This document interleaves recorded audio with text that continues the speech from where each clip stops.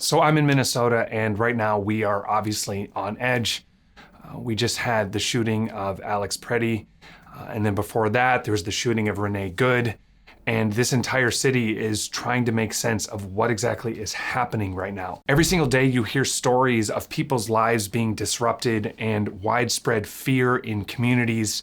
And this reality should grieve us no matter what side of the political landscape we may fall on. What makes this moment especially disorienting is how difficult it has become to even agree on what we're seeing.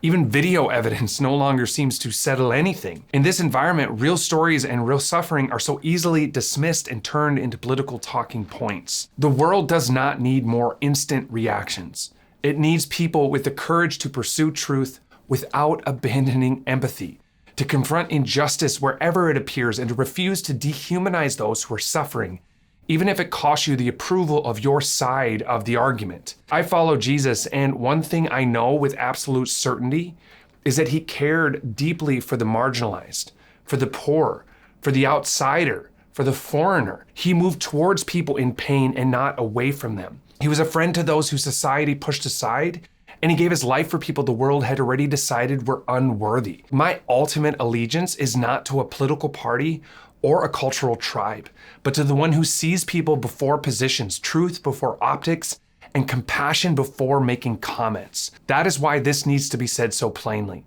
When the name of Jesus is used to justify indifference, defensiveness, or even dismissal of suffering, it needs to be challenged. Jesus did not reduce human beings to talking points or causes, regardless of how complex the subject may be. He held the truth without dehumanizing and refused to let ideology override mercy. Any response that claims to speak in his name should at least resemble the way that he lived. Anyone who claims to follow Jesus and yet feels no grief over what is happening in this state, in Minnesota, is either willfully ignorant or just completely misunderstands the purpose of what Jesus came for.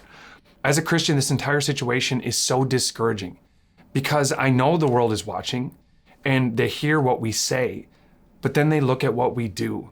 And too often, it looks nothing like Jesus.